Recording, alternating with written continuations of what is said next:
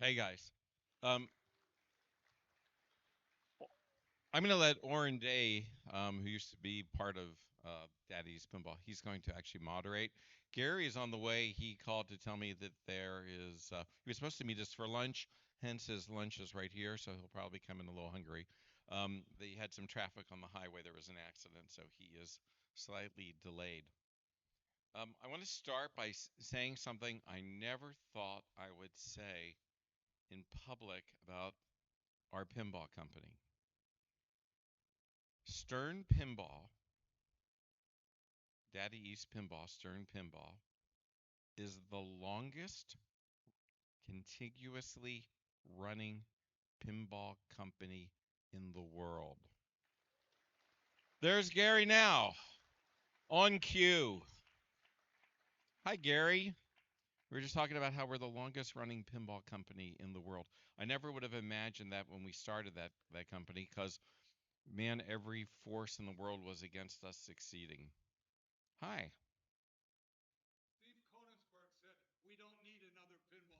He was right, but here we are. Okay. Okay. Okay. Gary, your lunch is right here. Okay, I've got to get official here. Okay, let me get a shirt on.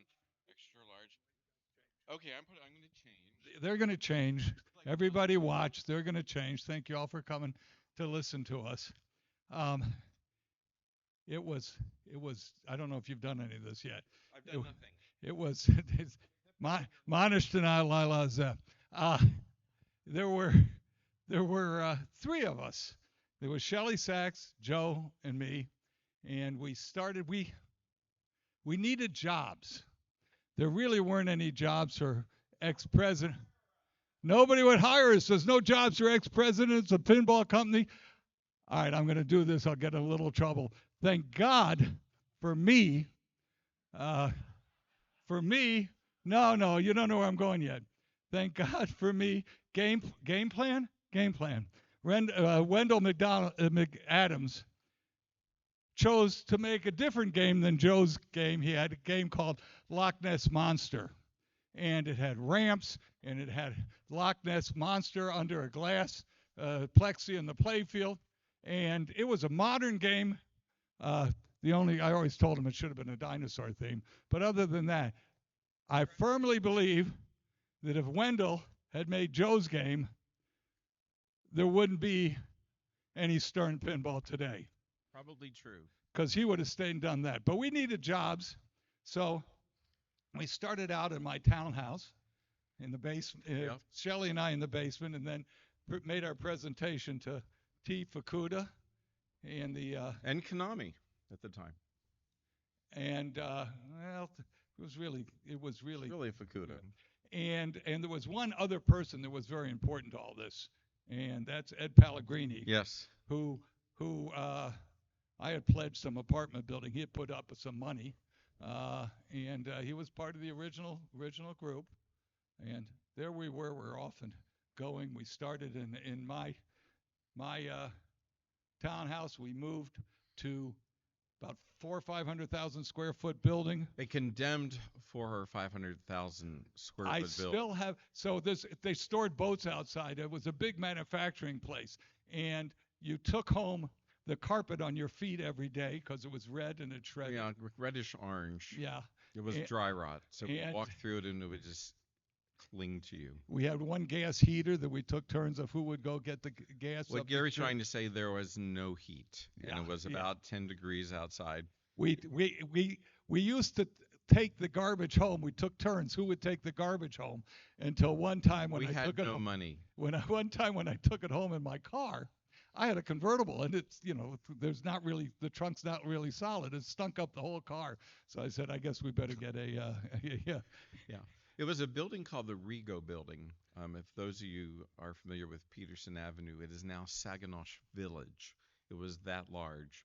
And we had a little teeny corner of the building that actually was 2 rooms. offices. And at one point, there were about 600 water-based fire extinguishers in the building. You guys can only imagine the fight we had with fire extinguishers one day. in there.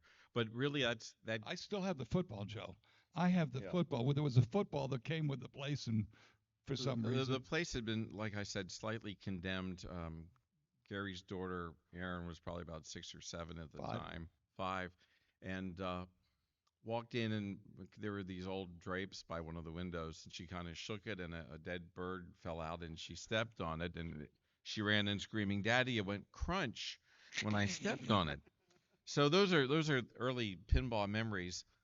Laser War, which was the first game we developed, I actually drew Thanksgiving Day, that November of 1986. If you want to, trace the origins of the very beginning of the very first game, there I was on vellum with French curves and compasses.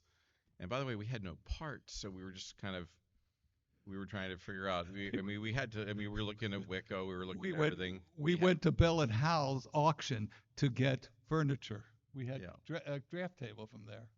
Yep. I think it was about a Yeah, hundred bucks. yeah. So when you talk about how something bootstraps and starts, and we had an idea of how we were going to do it and what kind of game we wanted to make, because at that point in time, it wasn't a Gottlieb game that was successful in the in the market, or a Bally game. It was kind of a Williams-esque product. I cut my teeth and started at Williams in 1981. Space Shuttle being the second game I worked on, Defender Pinball. There's one on the floor. Thanks for bringing it, Rob. If any of you look at the second pop bumper on that game, you will see in the smallest print possible known to man, certain design services rendered to Williams Electronics Inc. by Logical Highs Inc.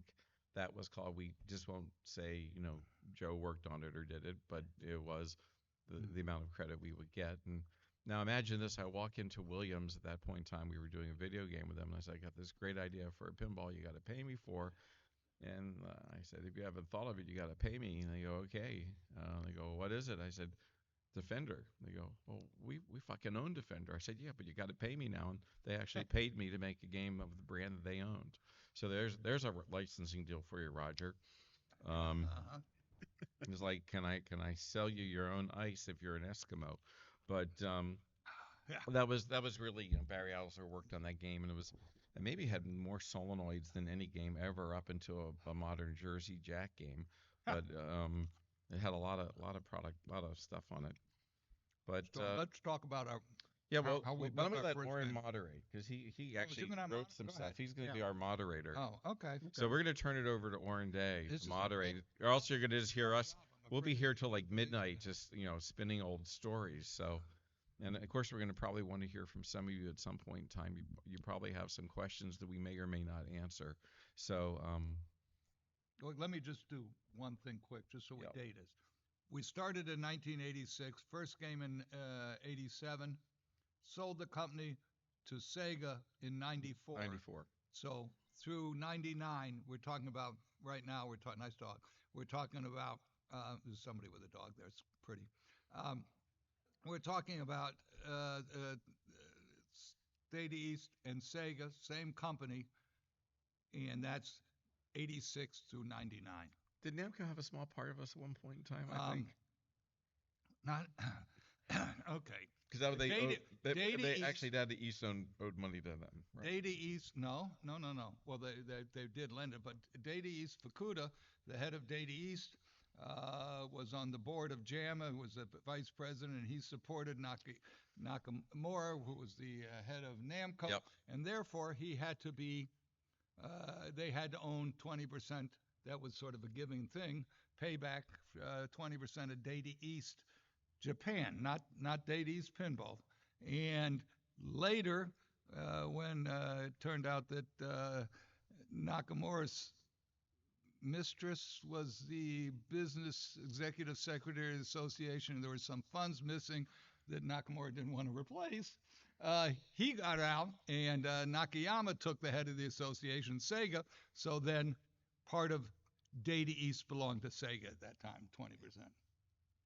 All interlocutory Japanese stuff. Yeah, we worked for the Japanese for really Tell them about 16 years. Tell them about the.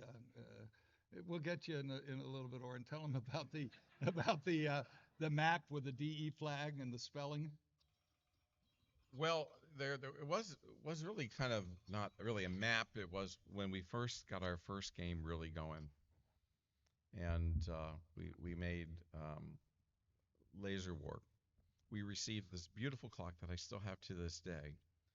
It was like a world clock, and on the back, um, it was a congratulations to me and Gary and a couple of the other beginning uh, founders of the company, and it said to Data East Rinball, Yeah. Rinball. Okay. But But that was we were that just as was bad because on the bottom arch, he didn't want anybody to think it was a Japanese pinball company. So yeah. he had a little map And of Margaret the couldn't U.S. spell with capital. a flag, out of it with DE right in Chicago, and it said manufactured in Chicago, Illinois, pinball capital spelled wrong of the world. It was, Yeah, yeah, yeah. it's like Very having Japanese. if you look at an early like maybe Secret Service, it's sort of like a stamp that's printed upside down. If you can find one of them, they're really worth a lot. Um, Okay. but yeah, and we had a lot of really fun stories. Bob Lloyd, who was the president of Daddy East back in the days Daddy's in California, in California, which technically was our owner. we would originally go back to Japan with him, and we would always have him paged. It said, "Lob Royd, meet you in the Robbie." His name is Bob Lloyd. But anyway, great stories. But actually, I have to say, Daddies, they were great people, and they stuck with us because let me tell you, those of you that have made a homebrew or have started some of these little pinball companies that are out there today, where it's more plentiful and easy to find a flipper to buy or a pop bumper to buy. It ain't easy to start a pinball company. It was really hard back then, and we had, very, we didn't have an electrical engineer for, our first several Oh years no, in this is business. mine. This is mine. Yeah. This is mine. So Data East sends over an electrical engineer, and he's redesigning our system, which many of you know was a partially reversed engineered Willie system. And he he had a translator who was Portuguese but spoke it looked Japanese, little guy, spoke Japanese, and they he redesigned the whole thing, designed it for us. But I kept asking questions, and he just looked at me. And one day I said, you know, I'm not an EE, I'm a lawyer. And like a light bulb went on because all of us, he thought I was the dumbest EE he ever met. Now he thinks I'm the smartest lawyer he ever met. Yeah, we actually had they actually sent one fellow over to kind of be our caretaker once, and there was a restaurant named Pepe's down the street from us. It was a Mexican restaurant, and one Friday, particularly for lunch, we were toasting with tequila, and I was toasting with glasses of water. He was toasting with glasses of tequila. Yeah. So he went to bed for several days and really didn't bother us at the end of the lunch. But that's a different story for another day.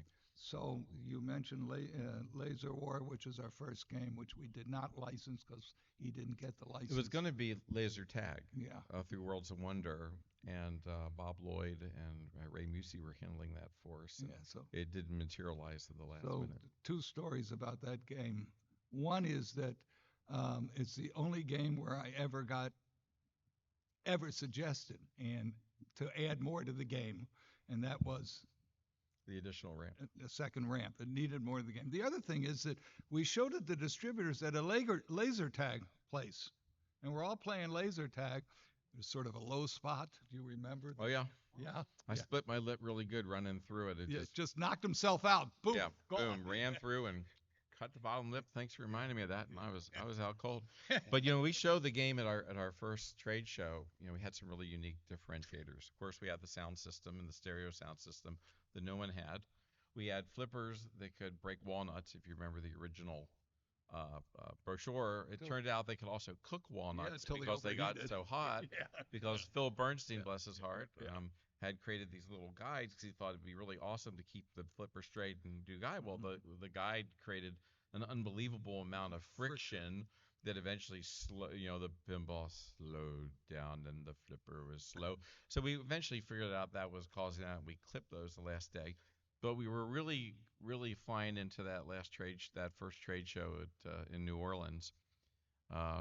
We were literally we built those games in the Rego building. We started with 8 of them. I think we eventually got 4 of them on the floor and kept stealing parts and anything we could to get the game running. We took 8 to the show. Took 8 to the show. We showed 4. Eugene was kind enough to grab a few parts off the Williams line as he was on the way down with F-14 with the chips in his hand. I have a picture of that. And we weren't sure that the software was really not functioning at about midnight that night. We were almost going to screw. All right, there's 3 ejects. They're color coded. You have to go into the eject, to get each color, and the ball would go in. Ball wouldn't go out. Yeah. So his solution is I'm walking down the street. We're going to screw posts in front of the damn holes. Yes. They're not going in. But they did eventually work. Now, at one point in time the night before, Gary is sitting, and I don't know why it was this way, on the steps in front of the New Orleans Convention Center. It has something to do with the balls not coming out of the hole after they went in. This is now, the casino in New Orleans, the Caesars Casino. And he is holding his socks in his hands. He is holding his left and right sock. I do not know why they are off his feet at this time. And we're sitting on the steps, and he's looking at me going, my children will never go to college. I will never be able to afford college. He was very serious at that moment. This is not kidding. We were like, we are beyond fucked if this doesn't work. And we're done. We're done. We did eventually get the code go to work, and the game. We were in production 5 months after creating the first game. Give credit. Richard didn't. He was up in the hotel room. We're down there. I'm walking around with his father on the street. He's fixing games, drilling holes under him to let the heat out. That was true. Yeah. Yeah. And didn't up there, who had written this, the software, solved the problem at the last minute. There's Lonnie out there who got here faster than me because there was an accident on the highway. You must not have gone by the highway. Wait, Lonnie. Okay. Hi, Lonnie. Lonnie goes back to our very beginning of very first game. Yeah, very first game. Though he would not program Playboy. He said, I will not program that. He wouldn't program Playboy. And one of the funny stories of Playboy is, and Eddie Pellegrini and I were talking about it, we had 2 Playboy parties. One Gary and I were at with Eddie and Margaret Hudson and Kevin O'Connor. And Margaret Hudson back then, she was like into aerobics. She was strong. She was a little inebriated that evening, walked up to Hugh Hefner and grabbed him by the arm. Mr. Hefner! Mr. Hefner, I love you! She almost killed him. Yeah. But Eddie, Gary, and I, we had the big, we had a big party and unveiled the Playboy Mansion. We had some extra time there. And Eddie, Richard Ditton, and I all left the party on the 21st of February, the 22nd of February, and the 23rd of February. Exactly 9 months later, we each had a child. Okay. Did you know that? No, I didn't know that. I didn't know that. Yeah, this is a true story. The Data East party there when we showed the game, I was very disappointed in because Lloyd lost control of his salesman. He was doing sales, and they didn't write any orders. I mean, we're all there spending this money. Well, you can't write an order when you're naked and in the grotto. One guy was definitely there. He was definitely there. But yeah. All right, Oren. What questions? Oren was totally messed Oren up. You notice he's tried to catch up with the video here of where we are. That's Laser War over there. Yeah, so that's Laser War. You talked about... By the way, there's one in our factory. We have it there. That was an eye light on the top. This little thing that's now like popular with all kinds of toys where it makes. Oh yeah. That thing. Little spinning LED thing. Yeah. David Thiel did the music, and of course, if anybody's ever worked with David, he always has to write words for the song. So if you don't know what the song is, you can sing along with it at the end of the game. Return to base, you're fighting a laser war. So there you go. Now you know what the theme song words were. And it says it in the display if you can't understand the volume is turned. The balancing ball. Yeah. Okay, so what was it like putting that first Laser War game on test, and did it go to the location in the back of Gary's convertible? Oh, no. Yeah, the first one went down to Carroll Stream. Okay, but what bowling alley there? What did go in the back of my convertible was the Road King. Road King, right? Yes. Because we took a Road King to Ditton's house for him We to. parted the sucker out. Yeah. Okay. Yeah. We didn't have flippers. Neither did the Road King when I was done with it. And So- of course, we didn't buy a garbage dumpster, so why would we buy a truck to move a game? Just put it on the back of the convertible. think of it as 39 years ago, we were making our own homebrew pinball that Yeah. became a pinball company. Yeah. So besides the two of you and Shelley, how did the company grow for other functions like who ran the factory, who ran purchasing? The factory. Oh God. Uh, Don Don Thorne, who came from the old Stern. How does this clicker move? I've got a He's got it in his hand. Yeah, Don came from Chicago Coin, so he ran the factory. And when we first put it together, we laid it out, and that night I said, this isn't right. I came back the next morning, Saturday morning. He was already moving everything around because it wasn't feeding right. There's too many tables moving it. The only thing we couldn't move is we had a Ford poster press that you need to make pinball machines. And a machinery dealer we knew had found it. We paid $9,000 for it. It had been somebody had it for 10 years. It had been Gottlieb's. It was one at Gottlieb's too, and it's still in use at our factory today. We have a brand new Ford poster. You'll see it on the tour tomorrow. Yeah. Yes, and we had and you'll see a brand new one that we've never used. We're still using the old Hennig. Did you tell them the story about the mobster who had his hand in it that they crushed? Sorry. Yeah, it was Gottlieb. They were nice people. Okay. And then you had Except for the punch card. No. So when did Jim Ross come over? Because he was one of the big guys. Oh God, he came from Bally. He came from Bally. Yeah. 3 diamonds. It was early on. Bally ring. Yeah. Early on. God, yeah, that's. He came all, and Eddie Spears, who's with us today, came not sure. Was Not, assistant? it was he was a stockroom guy for Jim Ross, and he's still with us today, and he's absolutely fantastic. He was the he was purchasing. Purchasing. VP Purchasing. of purchasing, I think. Right. Yeah. Actually, did we have? No, that's all right. That was the other company. Never mind. So let's see. So I've got sort of two questions. What were the discussions surrounding the first licensed titles at Data East? And how did operators respond to it? And I've got a couple. RoboCop, Joe said, was the first, but in '89 there was RoboCop, Monday Night Football, Playboy, as licensed titles. Well, RoboCop happened because Let me see the they list. were doing Ocean. The list. They were doing There's not the Data East. Data East was in the home software business and also the arcade business. They had the RoboCop license for those two brands, and we actually almost had Adam's family because they had a relationship with Orion, but Orion kind of went busto around that. But that was actually offered to us early, and then the deal couldn't happen. And then it switched over to Paramount, I believe, back then. But that's how we did that. Monday Night Football, of course, the TV show had the pinball, the opening montage, and we went back and picked up the license. And the game was relatively successful. It really wasn't an NFL brand. It was a Monday Night Football brand. I have a great picture of us showing the game at the ABC affiliates meeting with Barbara Walters squeezing my ass underneath my jacket. I'll share that all with you at some point. She was very nice. You didn't get that picture? No, I didn't. I'm No, I sorry didn't. about that. I don't have that as part of my and then, personal collection. Playboy, of course, we kind of mined some old gold, and Hefner was still a This is brand at the time. This is the photographic. Is this And the that's one? Kimberly Conrad, the playmate of a lifetime, or at least 7 years, and 2 children. It was the other one.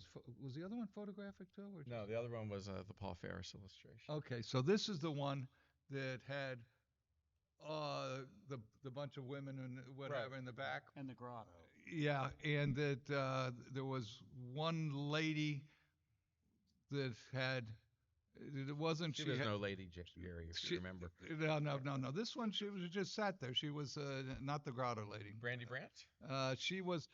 It wasn't that she had a poor vocabulary. She had no vocabulary. She didn't speak. And my job was tell the set person to keep going there and covering her up a little more because she kept trying to, Yeah. Yeah. And it was actually probably one of the first uses of a Cytec machine, Don. The Playboy Mansion actually is in front of where the picture was. We put it back behind it. It actually doesn't exist there. They made you take the nipples off the Off the fem. of the It fem. was like taking 2 pieces of pepper out of fly shit. It was unbelievable. But now instead of having little black nipples, it had white spot, pure white where they had been because we didn't color correct over the whole thing. So Yeah. it was just obviously It was awesome. So I Yeah. think we ended up making a decal of two little squares that went over it.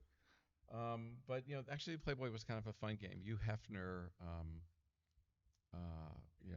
would refer. He never remembered guys' names.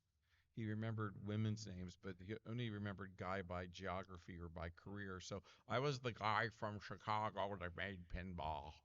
And actually ended up having a relationship with Hugh Hefner for a good 30 years after that. Larry Plosker, who's in the office, has been to the Playboy Mansion many years after. He's in here right now. He prints a lot of Gary's brochures. not brochures, Not the back glasses. translates. Had Translates. been there a couple times, but it was a fun game. We did well with it.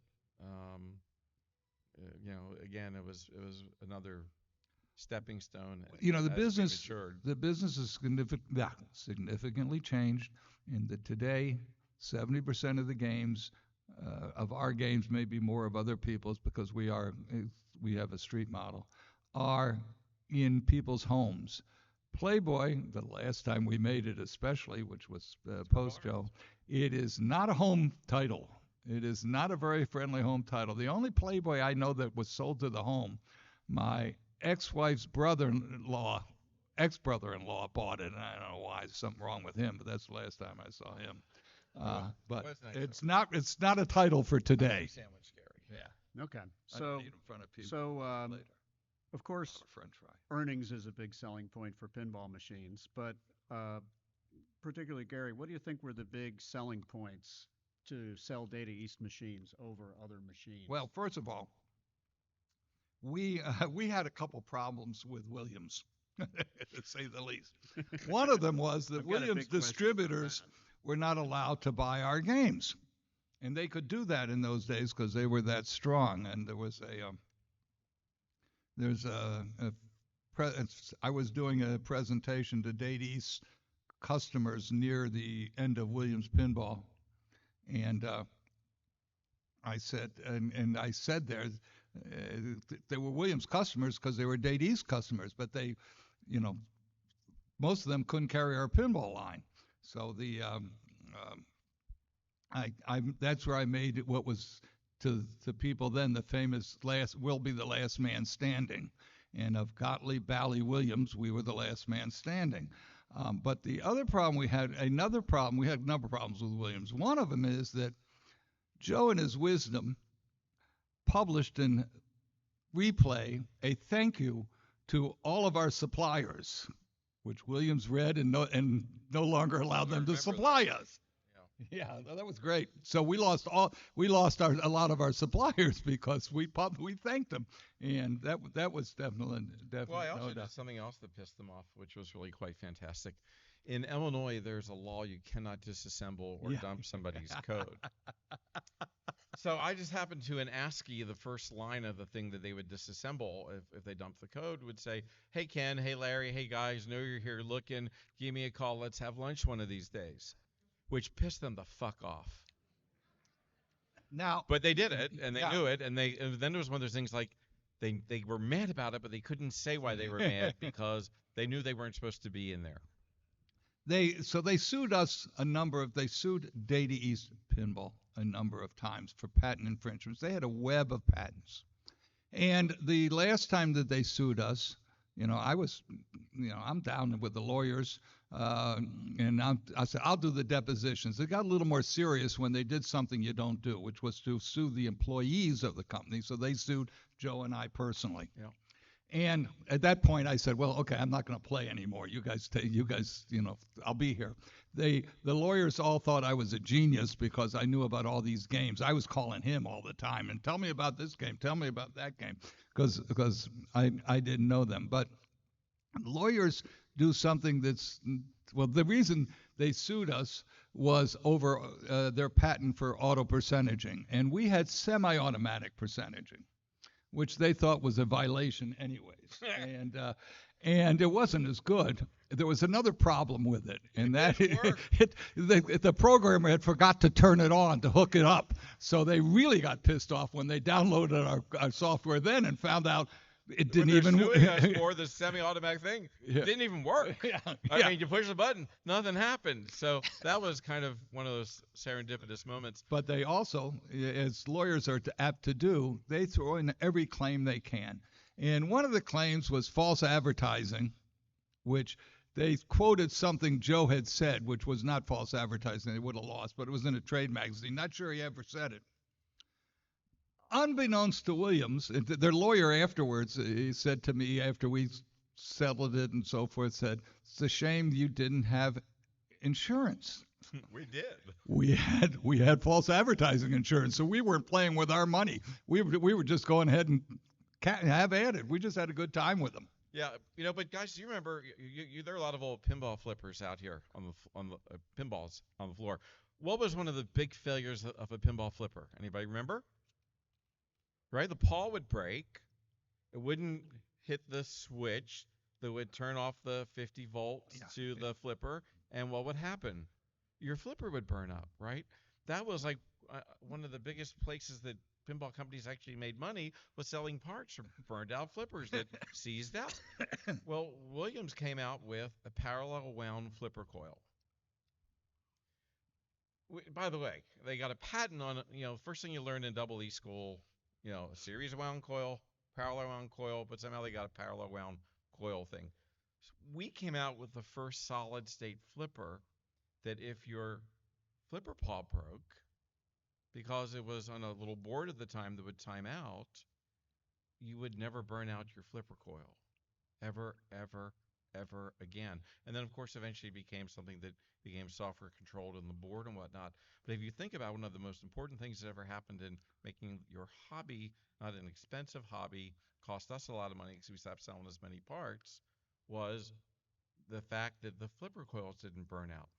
So we had a flipper coil and the new flipper mechanism, and we got a patent on it, and we named it the Typhase 2006. Does anyone know what Typhase is? And shove it, exactly. Yeah.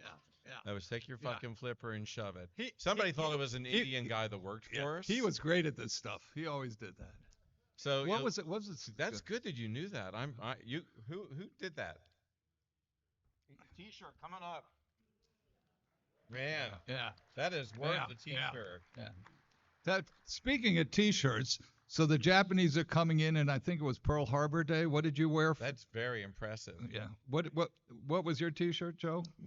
Illusion Islands or something. No. You had something about Pearl Harbor. Something I don't know.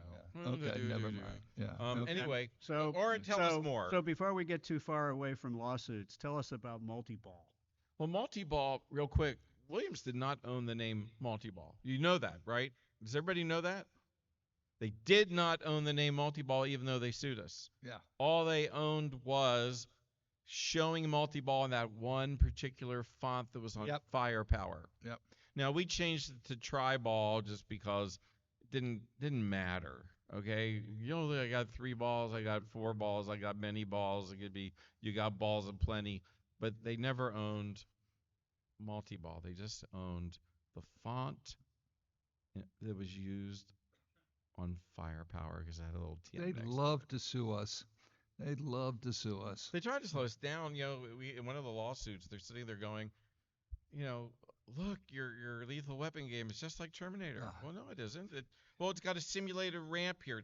No, that's just the lane. Yeah. No, that's a simulated ramp. Yeah. No, that's a lane. The ball goes to the top. It goes around.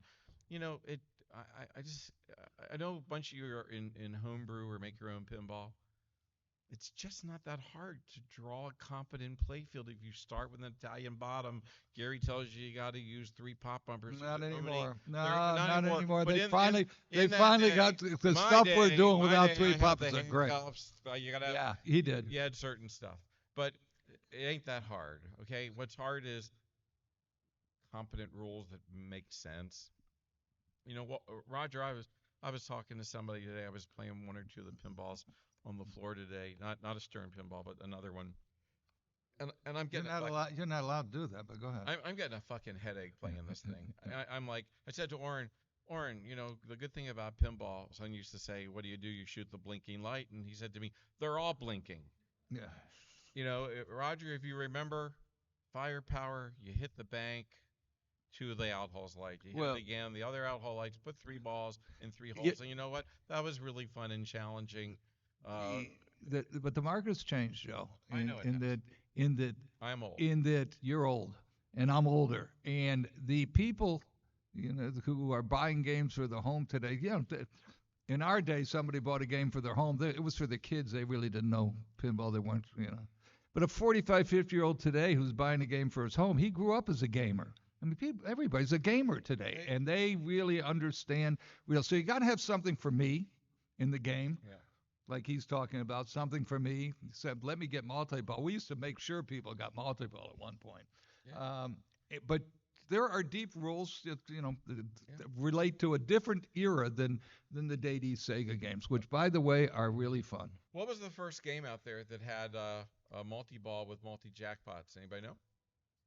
He does. He knows. It's just Come on. Probably Space Shuttle, okay. right? Went into multi-ball, keep knocking the target down. You could shoot the ramp as many times as you wanted. That was probably the very first one. Roger, you should have known that one. Yep. But, So, but there's only one thing worse than getting old, Roger. Not getting old. yeah. What's So, that, Orange? so Or as my sister-in-law says, getting old isn't for sissies. I don't see out of this eye, this in. So another first was the dot matrix for pinball. Tell everybody how that came about. Well, you know, we were looking for, and we were understanding that the marketplace always advanced in sales when display technology changed. Right, went from score reels and from light bulbs to score drums, went to numeric displays, alphanumeric displays, contiguous alphanumeric displays. There was always kind of a surge in sales. And Gary and I were pushing forward and came up with the dot matrix. And obviously the first one that we had out with dot matrix was Checkpoint. And there was the 16 and the 32, and we said, hey, we can't afford the 32. Ended up eventually got there and then to a 64. And then back But just so you all know, Checkpoint was really not supposed to be the first game of the dot matrix. It was actually developed on running and working on Simpsons. Yeah. And that time, Joe Keenan, who was the president of Data East at that time, with Gene Lipkin, basically came to me and Gary and said, if you basically screw this up, you're dead. You're going to be out of a job, and you're going to screw up the company. And Gary, decided, and somewhat wisely, that we would take a little extra time and delay at a game in order to make sure we don't end up out of a job. So even though it was ready for Simpsons, we delayed it a game. If you never knew that, it would have been actually a game sooner. And Checkpoint was actually the game that we had in the can for a long time. Yeah. Yeah, because it mostly wasn't licensed. It wasn't licensed, Yeah, but there have been several wonderful articles about it in the Porsche magazine recently. Yes. They quite love. It's quite fond with. But you would not get away today with doing that. So, No. And our German customer, the game was great, and we were doing great with it. And our German customer panicked when he saw you don't have Porsches. well, they Oh went. no! Here, wait! Before you even do that, so Seth always gets a kick out of this. So he decides he's going to do a redemption game. He's going to do Sonic the Hedgehog. Yeah. Right? never. Now we belong to Sega. So okay, that's fine. It's ours, right? Well, not exactly. If you have to, within the corporation, license from the guys who own that property in the corporation how they want it to be used. Yeah, They Sega control the Sports property. as well. We just ran with it. Yeah. Sold thousands of And games. and when I tell this to Seth, who comes from Disney, he just gets hysterical because in Disney you couldn't go use Mickey Mouse on whatever you wanted to do it on. But we didn't care. We just did it. We didn't care. Yeah. So I think I know It was very successful, by the way. It was good. I think I know a story about Checkpoint that Gary knows, but Joe might not know. Which one is that, Warren? Is that Joe was very sensitive about those Matchbox cars that were on the games, but at some point the factory ran out of them and they wanted to ship the games to Europe. So they went across to Toys R Us and they bought any old car that was on the shelf and put it on there. Yep, worked just fine. So if there was a Checkpoint that you might have seen in Europe that might have had a Jeep or a Batmobile or whatever, that's whatever they had on the shelf at Look, Toys our R Us. goal was really simple. Gary and I always understood. We have people working in the factory. You're going to see people working in the factory. Some of them have probably been there almost 40 years. We did whatever we had to do to keep that factory running and keep those people employed. If we ran out of orange inserts, it became a red insert. It was keep them employed. We've employed a lot of people over a lot of years. Yep. Though I will tell you a very funny story, and I call Gary every year just before Ash Wednesday. Yeah. One year, this is when we had the original factory over on Janice Avenue. Yeah.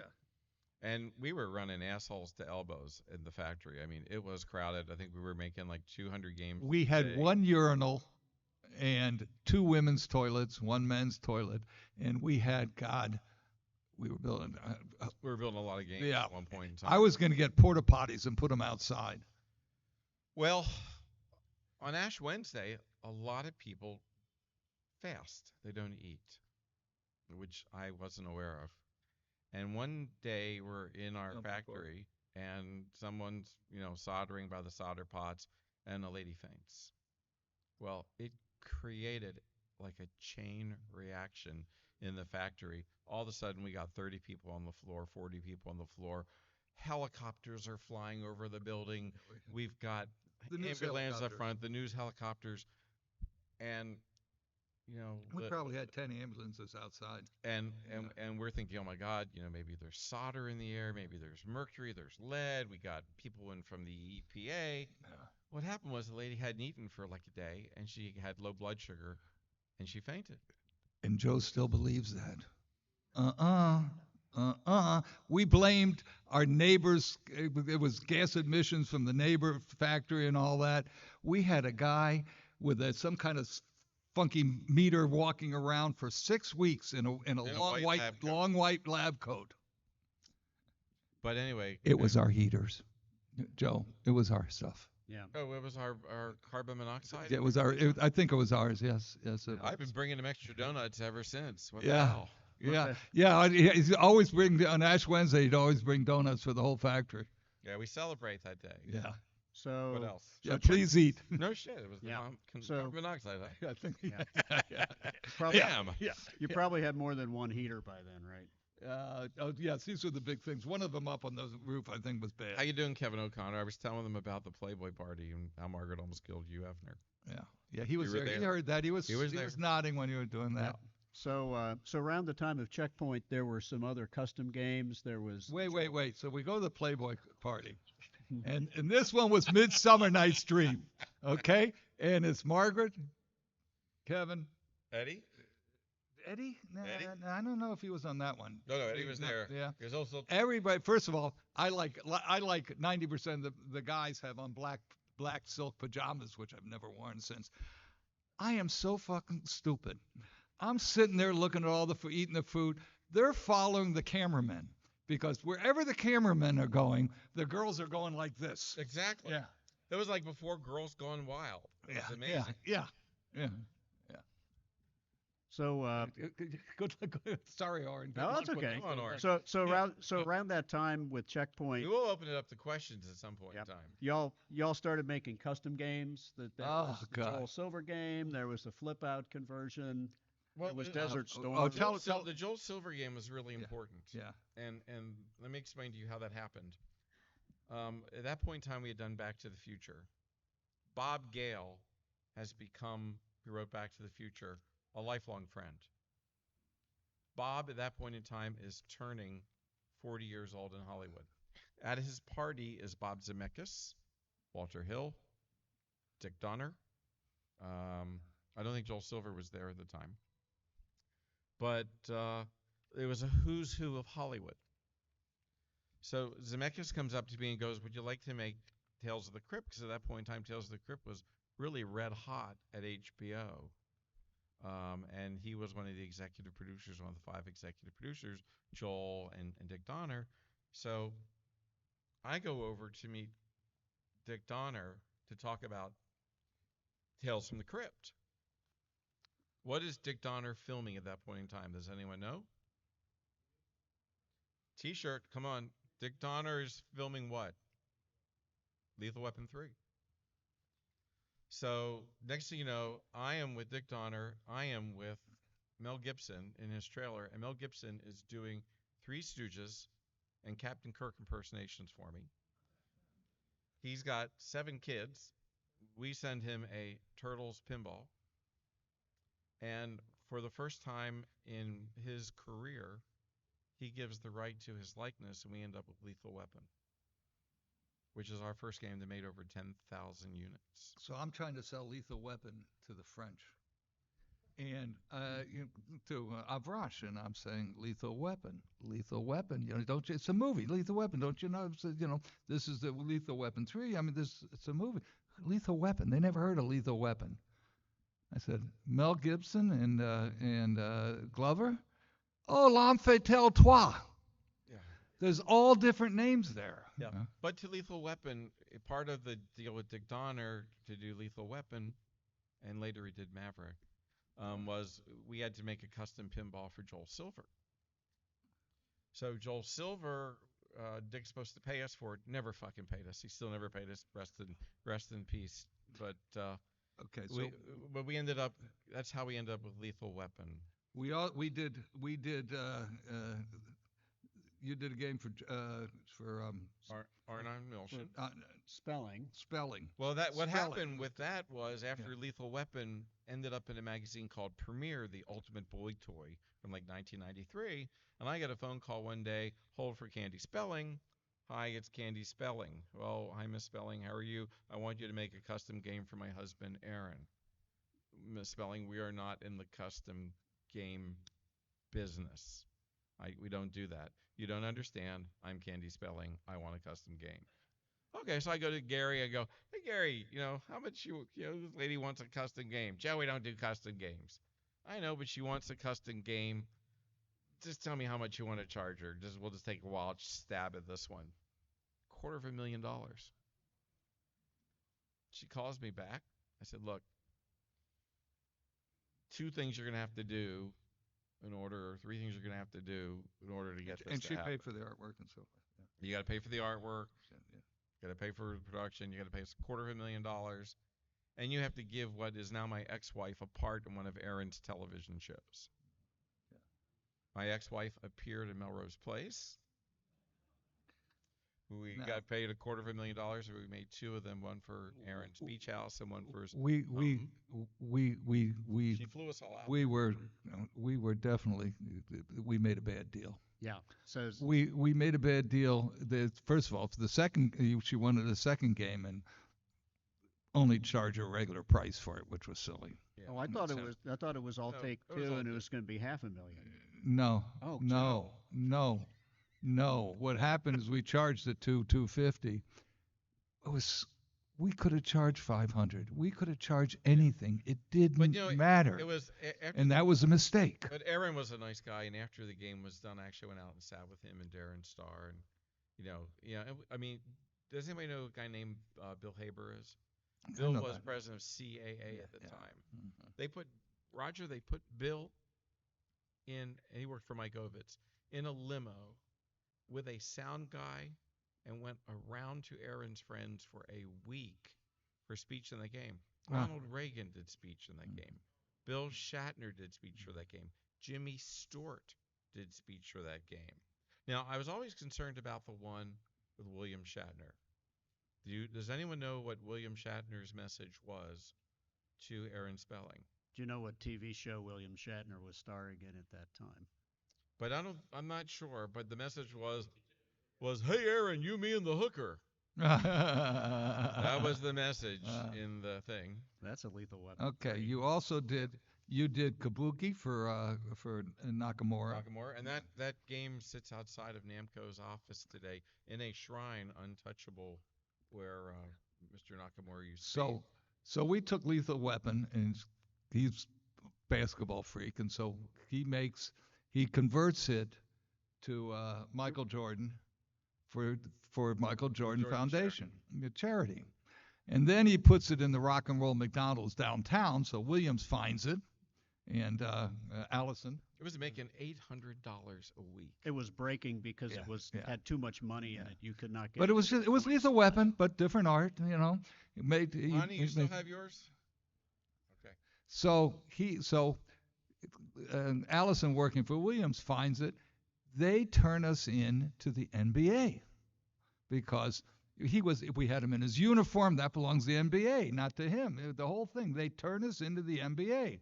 The NBA's lawyers send us a cease and desist, and I have my lawyer write them back. Thank you very much. These games were built for the Michael Jordan Foundation. I'm sure you support that very worthwhile charity. Yours very truly, blah, blah, blah. CC Michael Jordan. Never heard a word again about it. Nope. And then, of course, years later, we did Space Jam. Because you couldn't, he tried for years with Jordan's agent to get Jordan, but just not going to happen. By the way, if So you've we all did seen Space Jam. the movie about Michael Jordan and the sneakers, it's bullshit. David Falk did the deal. Yeah, Okay? yeah. Just so you know. That's his agent. His mom was very nice. Yeah. She didn't do the deal. David Falk did. Mhm. Okay. Yeah. What stories do you have about Jurassic Park? Well, we were very fortunate to get the brand, and we had a relationship. I thought we had it. We did Tales of the Crypt in order to get something else. I thought it was Jurassic. No, we did Tales to do Lethal. To do Lethal? But we got Okay. Jurassic. We had a really good relationship with Universal. We were going to do a game, and Roger, I'll thank you for this.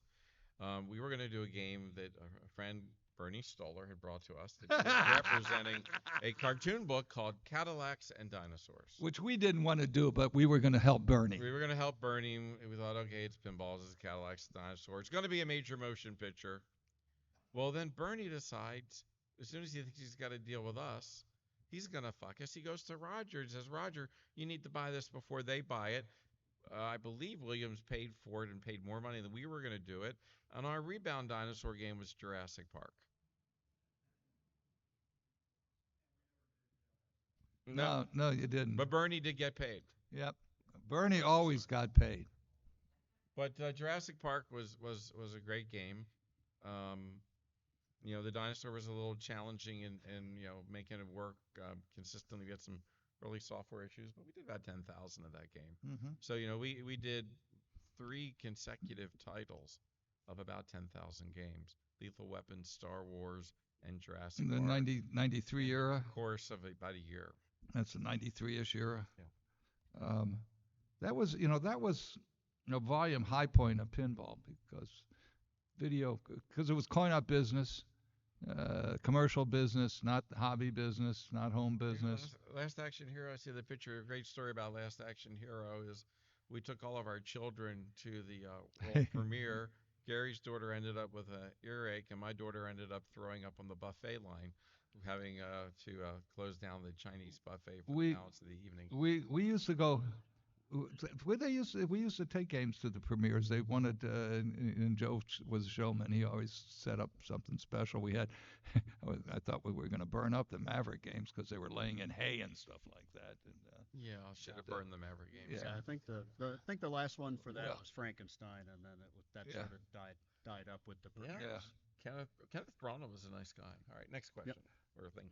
Okay, so What time does this go until? we got another half hour. So we should open up for some questions Yeah, in a couple well, minutes. yeah. So we were I got a meeting getting back at into the sort of office. the end of Data East and the beginning of Sega. Go back to Tommy.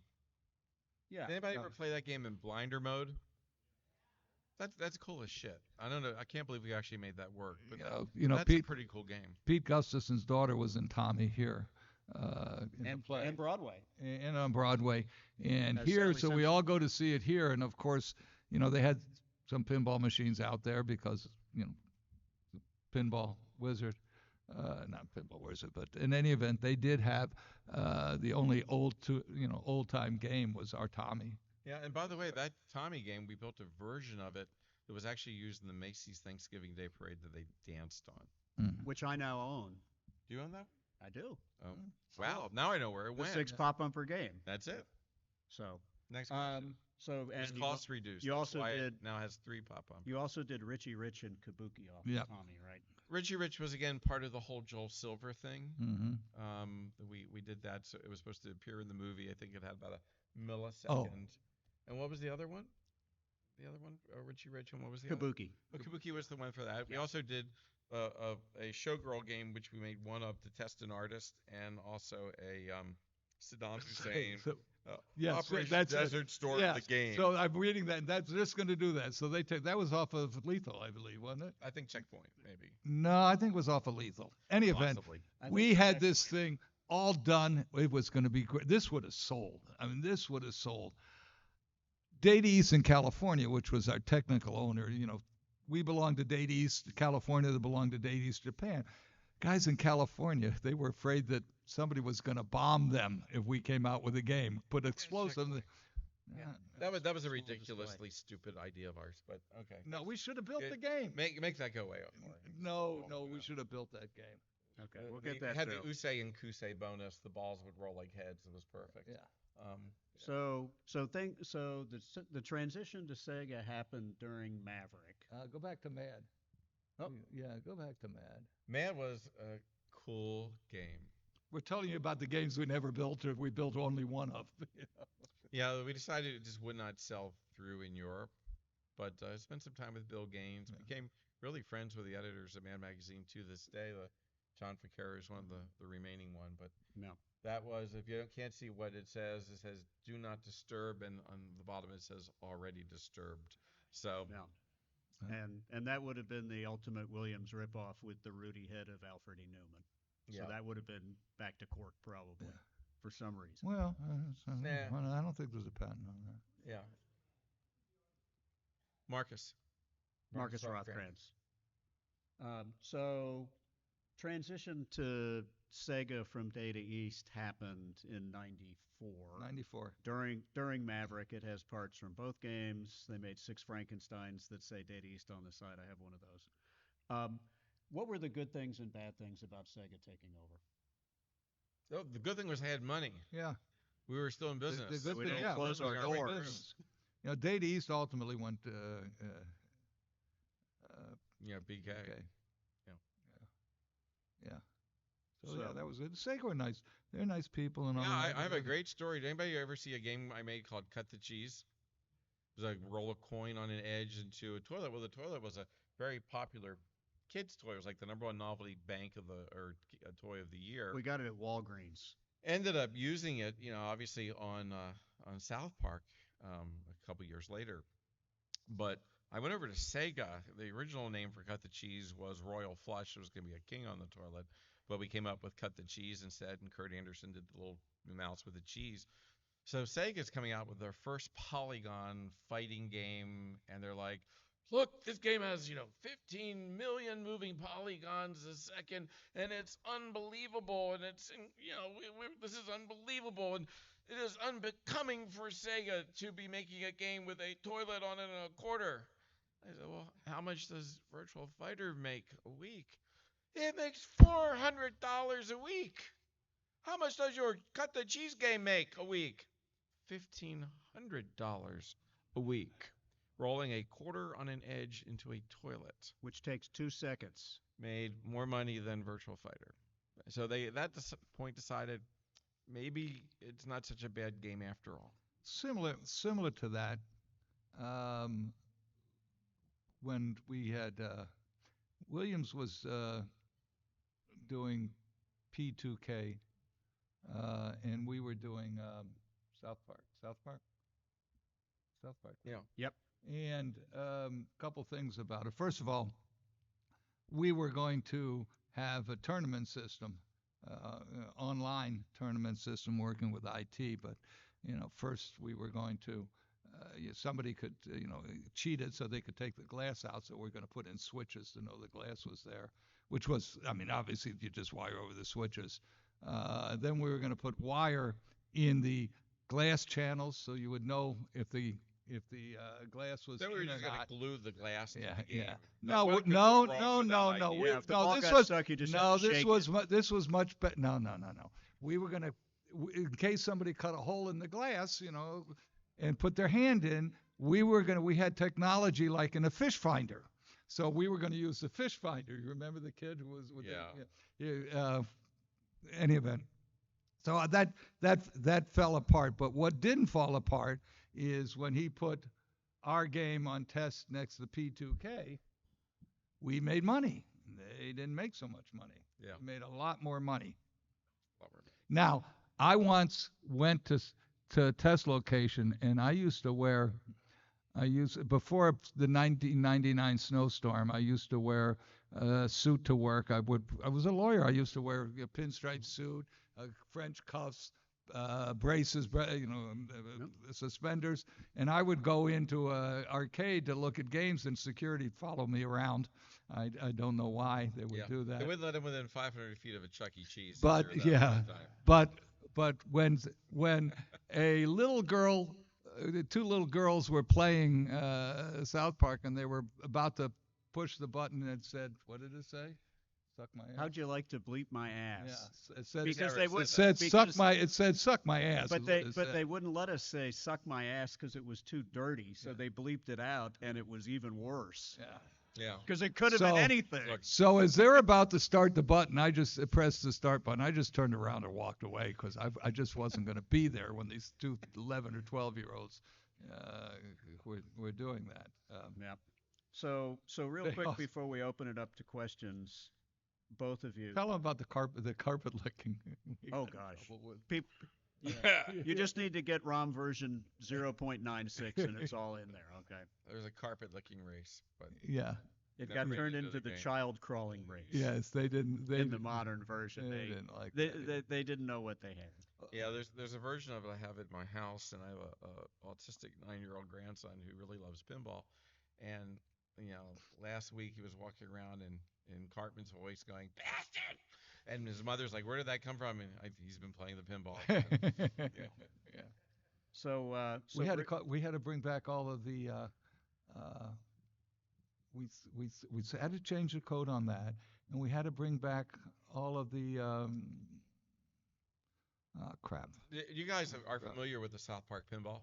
Yeah. And you know what happens when the toilet tank opens up? What happens? Mr. Hankey comes out. He and I had the biggest fight. Yeah, I wasn't going to let him put a piece of shit They on will my never game. put a piece of shit on a pinball machine. Yeah, yeah. Well, you take some other You games. can't do that. you know. That's sacrilegious. And, Yeah, and yeah. One day he came to work, and I had about 30 Baby Ruth bars all around his Yeah, office. yeah. So we did it. so are you telling us that South Park is not going to be a vault game? We had to bring back. Yeah. We had to bring back all of the from Fantasia. We had the little character from Fantasia that they. What game was it? Was that one? I don't know. Okay. Old age. Well, yeah, I'm 80 years old. Give me a break. I can't All right. remember. all Okay, so real quick before we go to questions from each of you, favorite out of all the games that we made, favorite Data East game and favorite Sega game. Well, for me, I think they're defined by times. Different parts of the history of the company, of where we were at the time, Yeah. whether it be Zone 10,000 or something else. For me, the game that I still play the most and get the most enjoyment out of all the games I made while at the company is South Park. I still enjoy and laugh and have a lot of fun playing that game. There are other games that we made over time that are still really special to me in their own way for their own reason. I thought Starship Troopers was an amazing shooting game and had a great rule set and was a real adrenaline game. But then again, Phantom of the Opera was the game that got us profitable. And you know, we were if Phantom of the Opera had not happened, if Ed Cibola had not been there to hold my Yeah. hand for that game, this company would have never survived. That was really our turning point game. Which South Park? The the well the Phantom of the Opera was the one that No, made I'm saying which South Park. This the South Park. Yeah. The South Park that we made in '99. 99. Yeah. Obviously Simpsons was a really important game too. That was our first game that went over. I think we did 5,500 Yes, Simpsons. on one unit. So that Yeah. was a really significant Which game. Simpsons? There were two First one. Simpsons. Yeah. First one. First one was really significant. Yeah. I mean, you got to understand. We had Simpsons. We were the third Wait, licensor right in in the the beginning. world with the Simpsons, and South Park. We knew about South Park before it ever went on Comedy Central. yeah. Because all my Hollywood friends, before there was viral videos, I received in 1 week 5 or 6 cassettes of A Spirit of Christmas. A VHS. VHS, Yeah, and we're yeah. watching this thing in my office, just laughing, and then it's as soon as we heard that they were doing it, we were like one of the very first licensors of that brand. So, that's one or two that I got ahead of Roger on that one, but That and Pastor Gas. and Pastor Gas was pretty good. All right, Oren, open it up for some questions. Okay, let's take some questions from the audience. Oh, Rob, you don't count. We got to give it to the paying customers. Back over here. Yeah, Total Recall was a really interesting game. The first problem was how we were going to ship it. Yes. Do we ship it as slices of pie? But Yeah, the pie shape. concept was, Timmy Seckel worked on it. Tim came to work for us one summer. He had reached out to me and said, "Hey, I'm in college. I'm studying architecture. I did a parking garage that looks like a pinball machine, and my professor said you are not that good at architecture, but you might want to consider a pinball career." And I think it wasn't quite that specific. He just said something to you that should effect. probably find another career. Yeah. I looked at it. So Tim called and asked for an internship, and he came in and we gave him an internship, and he never left. And as a matter of fact, Tim still works with me 30 plus years later. He works at Aristocrat in our hardware department. But it was a project we started working on, which had 2 pinballs, 2 play fields. at an angle, you can see it, and then a top play field that you're supposed to be able to share and have the ball returned at. What the bigger problem was, we were really short on software programmers at the time. We got 1.5 people, and never really got a chance to get the software really running and make it work and prove proof of concept. But it was interesting. The balls went there. It was kind of fun up top, but ultimately, it was just twice as expensive as a regular pinball, and we couldn't figure out how to build a box to put it in. So, but it was a neat idea. Is it true that the bottom 2/3 of Deathball 2000 is the same as Total Recall? Oh, Deathball 2000 had its own unique electrifying playfield, Warren, because Soon Wonton was the first victim who died of Deathball. Are you guys aware of Deathball? Deathball was like a National Enquirer thing about a pinball called Deathball that Soon Wonte Santohu played and got 10,000 volts in it and died, and it's this thing that was going all over Korea. Yeah. So one year for the trade show, For the Rob's tour, we mocked up a fake Deathball backlash and put these 2 things you held onto and had it kind of out of the way, and then we made fake cards for Sunwon Tizu, whatever his name was, the game designer that worked for Data East, that actually created Deathball. So we always had fun on the tour. We'd take stuff and screw shit to the side of a play field or a cabinet covered with a sheet, and people are trying to sneak under and everything else. Wait till you see what he has waiting for you tomorrow. I put a coming soon in one of the Dot Matrix games for that. Coming soon, Deathball 2000. The game that people are dying to play. Next question. Well, what happened to that prototype? It was probably in Oran's basement or something, or it was got sold to Mike Pasek for $1.50 when he came in and bought the rest of our back glasses for 50 cents on the dollar or something. Look, we were small. We didn't have a lot of room, and every now and then we just threw out the trash. Well, and Okay? if it got put in the dumpster and smashed up, then Gary could write off $50,000 in development costs. There was also a couple people who made a specialty of dumpster diving around our place. Until you put up the fence. Yeah. But you Well, got a bigger ladder. What else? I had a Over key. there, he had one. Yeah. No, were you saying you're a dumpster diver or you had a question? Oh, okay. Got it. Nice jacket, by Thank the you. way. Look at that. Let's stand up for a minute. That's our daddy's pinball jacket, and we used to make a patch when we made a game. And he's got a Tommy shirt too. This is really impressive. Yeah. It's dead, but it's still cool. Yeah. Okay. Okay, next question. Yeah. Mike Pasek, go ahead. Oh, I don't know. Well, that was just a guy wanted a gig as an artist, and I'm like, okay, here's we were doing I think Star Trek at the time, and he proved to absolutely have no skill whatsoever. But we always tried shit, and we used the lenticular lens thing to make her clothes come off because we didn't have a dot matrix display. Yeah, it back was Star Trek, right? then. Yeah. Yeah. Next. So you got to see all of her dilithium crystals. Yeah, I was wondering. Guys, I'll tell you a funny story. I was with James Doohan, and he was the nicest person ever. I mean, and I became friendly with him, and he walked through like supermarkets and hand out refrigerator magnets with his signature on it, and he said he and William Shatner just hated each other. I mean, truly had a hating relationship. And he said I would walk up to him every now and then. I grab my crotch and I go, Captain, I got your crystals right here. It drove him crazy.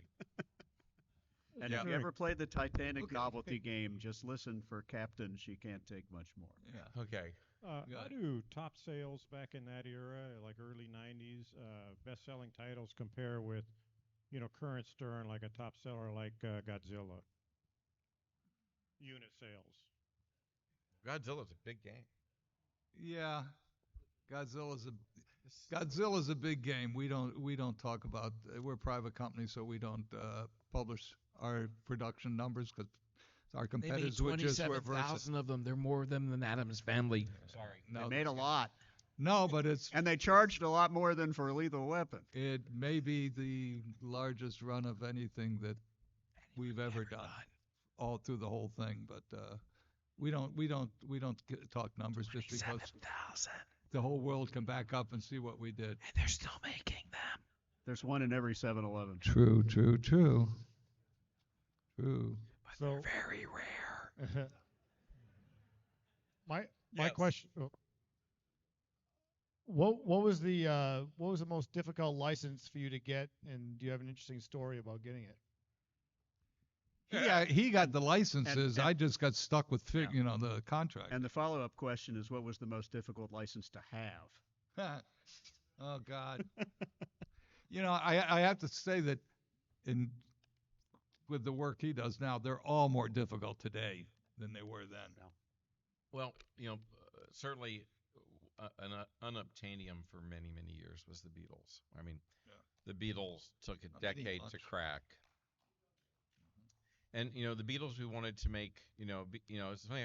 I hear, first off, Beatles is a very fun game to play, and it's a hard and challenging game to play. But when I finally got the license, and it took years and years, and we finally were able to, do a presentation that was of that era when the Beatles came to be, and we wanted to make the game kind of be a modern game, but of that era. And then, we looked at, some really great product that Stern had made over the year and went back and kind of, reimagined, their best playfield ever. Everybody was always going, give us the great stuff, and then we give them the great stuff, and it's like, well, why didn't you do that? But we're really happy with that game. That was a very, very hard title to get, and it was over $1 million advance to get that title. Which is Crazy. it's not what we do. It's not what you can afford to do in a regular course of business. Yeah. And you So and we you'd ain't doing always that. said you'd always said it was impossible to get Disney, but then you did, and you did, and you did, right? Yeah, got some Um, Disney product. With Pirates, Yeah, we have, and Tron. with Disney, it's everything. So many. And Marvel is Disney, Lucas is Disney. There's so much of the world is Disney right now. Um, just I don't have any more to say about that. Yeah. Let's talk about Data East and Sega. Okay. Yeah. Yes. Right there in the front row. You had a question? No. Okay.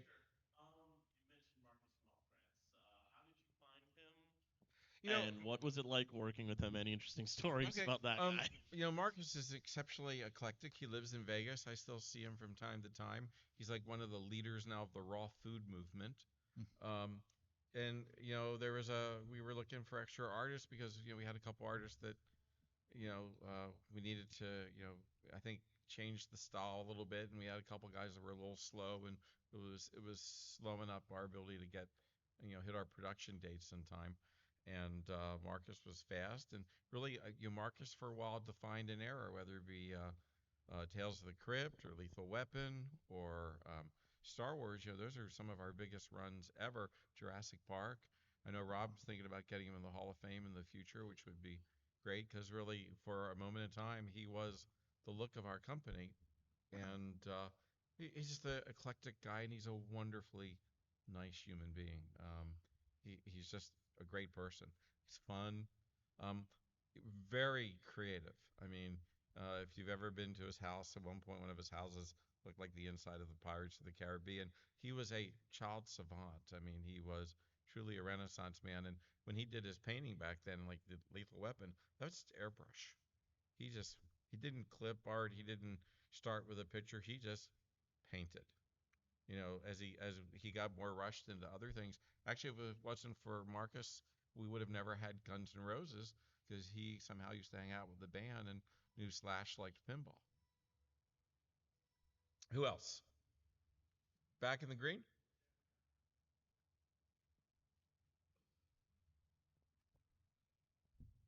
So one thing I noticed Williams was doing back at the time was being very secretive of their next release. In a lot of your Data East games, you promoted the next game that you guys were making. Yeah, we wanted to know we'd still be in business.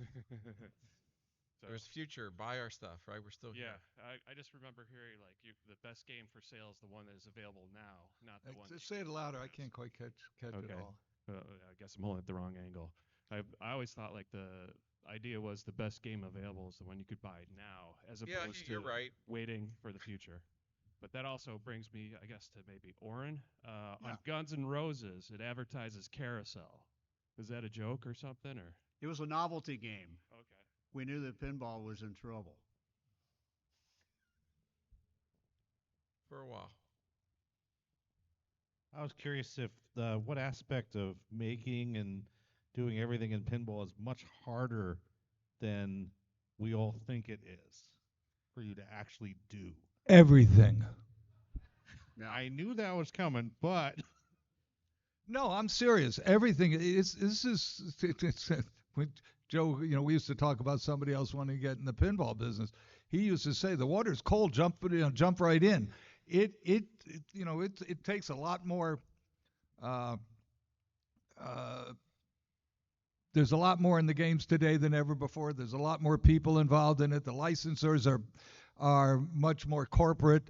There was one game we paid for the license with 10 machines. That's all they wanted was some games. They didn't care about money. Well, and think about the software today. I mean, Yeah. Lonnie, you're there. You're doing all these color display effects, and now you got to make your phone walk up to it and be connected to it, and go back to the server and remember what you scored. So the next time you go up to play the game, it can tell you how many achievements and badges. And then you got to program some stuff for Insider Connected I and don't know, playing that. I think it's pretty cool. I like walking up to a game. I got my Stern app open. It goes, Joe K, you're here. It's like, wow, that's really cool, right?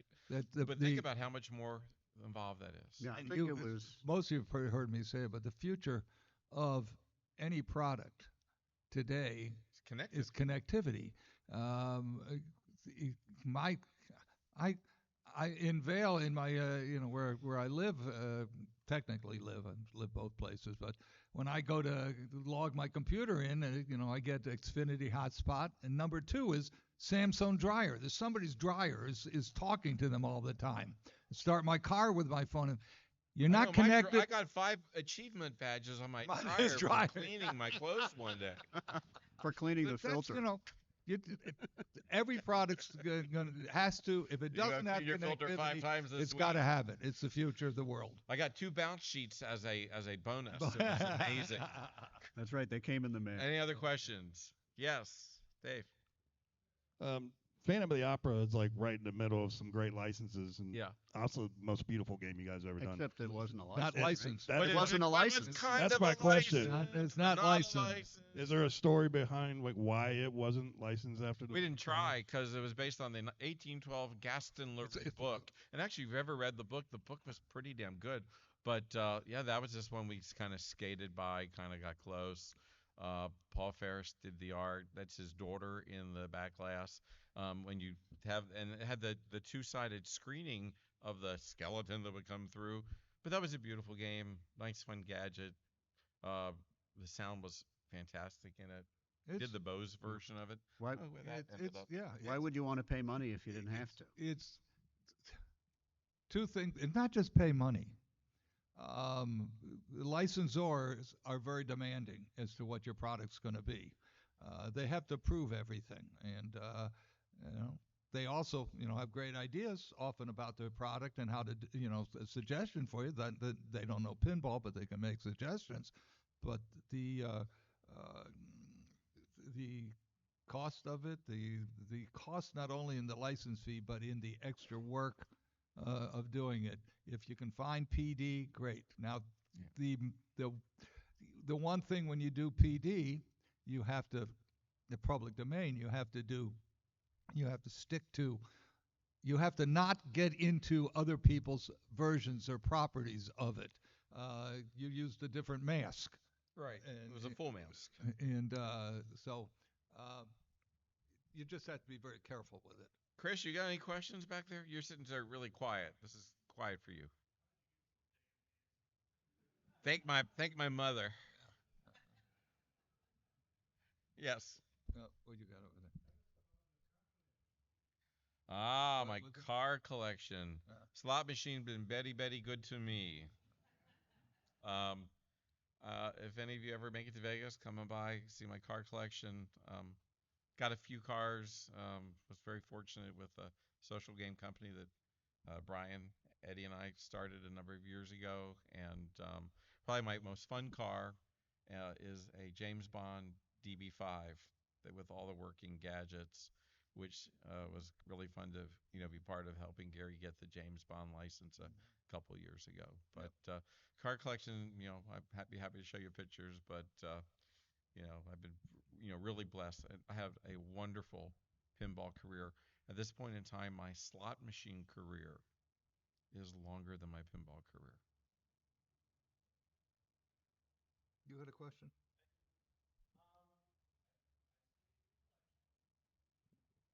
I've seen it in a collection.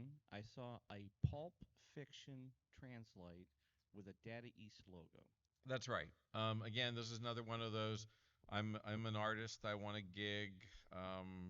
Go ahead, try and do Pulp Fiction. I do have a picture of that. If you'd like a picture of it, I can share with you from my phone. But again, often we had artists that would come in, and we go, okay, here's a theme, go do it. And if they were good, we gave them a gig, and if they weren't, we gave them the highway. Yes. Yeah, Michael at that time, did not give his rights to licensing, and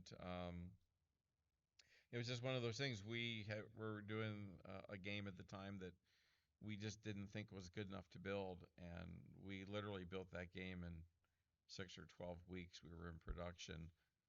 Probably if I had hindsight to do it over, I wouldn't have put Michael's representation in it at all. I was playing the game on the floor today. Oh, kind of a fun game. Still, we had 6 weeks to program that game, do the art, build the game, make the ramps, get hard tooling for the ramps and be in production. So again, we could keep those people employed, and the game did pretty well for us. There are a number of games where we didn't get likeness rights. Um, Apollo 13. We didn't get Tom but Hanks. but but he loved the game. Yeah. Hook. Robin Yeah. Williams. Tom bought 8 of them. Yeah. Without him in it. Robin Williams loved Hook. Thought Gary was him. No, in the not game. Robin Williams. That's Yeah, he was. No. He was. not Robin Williams. Huh? What? Hoffman. No, well, Yep. Hoffman was in it, and Robin Williams. I was Yeah. Peter Pan. You were Hook. Yeah. Hook, In that that's game, right. if you guys don't know that, there, Peter Pan. And then there was one other one we didn't get. Oh, so the greatest story ever. And I don't mean to be derogatory in any way, shape, or form, but I'm meeting with Spielberg, showing him the back glass, the Twister. He looks at it and goes, "Oh, I didn't get Helen's likeness." We did have Helen's likeness. We had a little problem with the art, so we did go back and fix it. We had her vision of what she looked like rather than what she actually. Well, there's another problem with with the licensed games. The talent is getting more and more critical about how they look. Well, that's why Baywatch Hasselhoff's head is so big because his agent kept saying make his head bigger because Anderson's bigger parts were more predominant and she was becoming the bigger star. And when we did Last Action Hero, I kept saying to him, I looked at the art and I said, "Good, make Arnold bigger and the kids smaller." Make Arnold Nobody wanted bigger. to see your hero being rolled out of a movie theater on a gurney. Yeah. But that was a little different than King Neptune, David Hasselhoff. Yeah. Yes.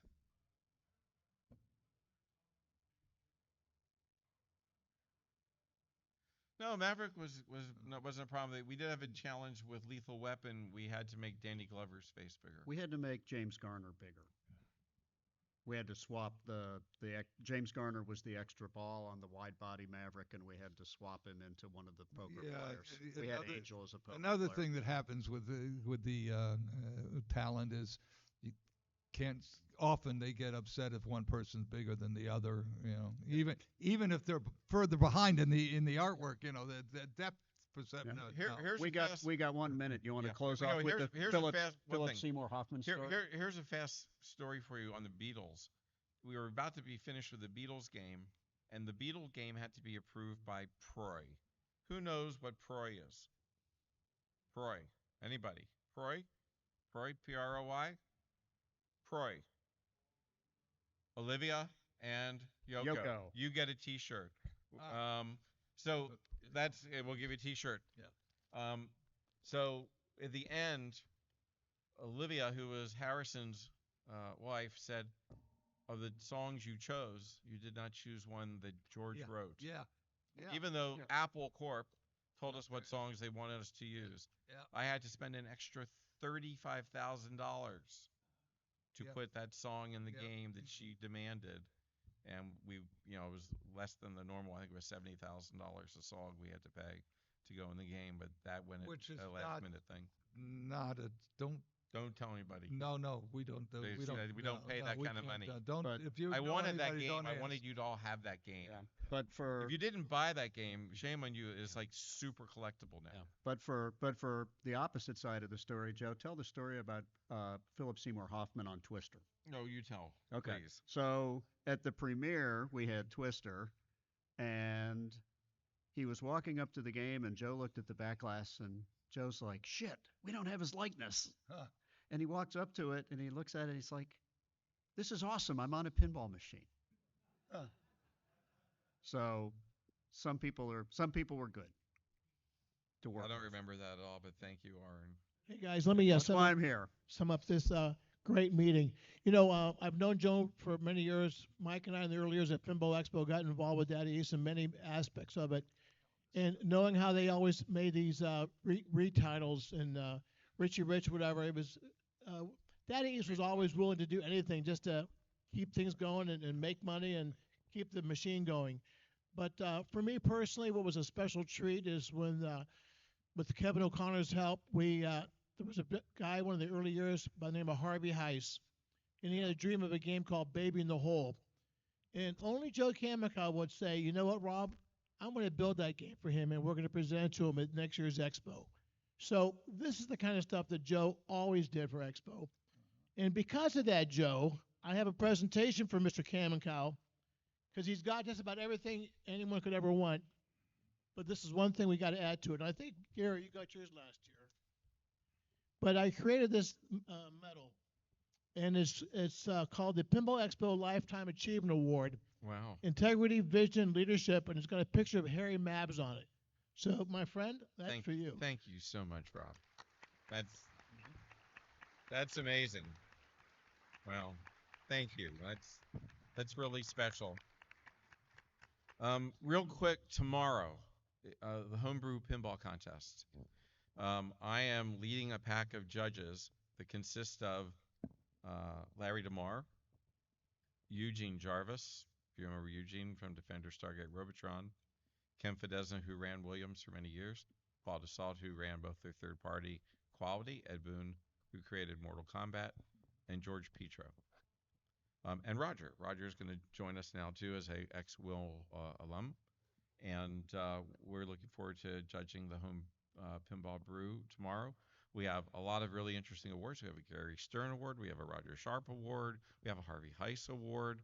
And, please come tomorrow and celebrate the people that have done the home brew. I haven't been to this show probably in a decade. It's always kind of bumped up against my trade show or something. And I'm really quite enamored with the wonderful work and the hobbyists are doing.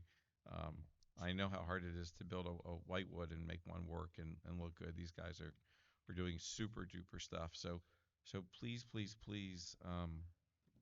join us tomorrow when we do that. And you're going to see a collection of really a who's who of the industry in the 80s and early 90s. And I will not be here for autograph session on Saturday. I have to leave town very early Saturday morning. But he's going to autograph a bunch of things and leave them here. Yeah. So I have a Sharpie here. Rob asked me to bring one, and if anybody needs a brochure or anything autographed, I'm around the next 2 days. So I'm happy to accommodate you. And he's got his lovely Walter Day trading cards I here, too. do, which are $35 a piece, but going up to 60 a Thank piece. you all tomorrow. thank you all very Thank much. you, Pete. I'm supposed to be at a meeting 3 minutes ago, so I'm going back. Yeah, I will. I'll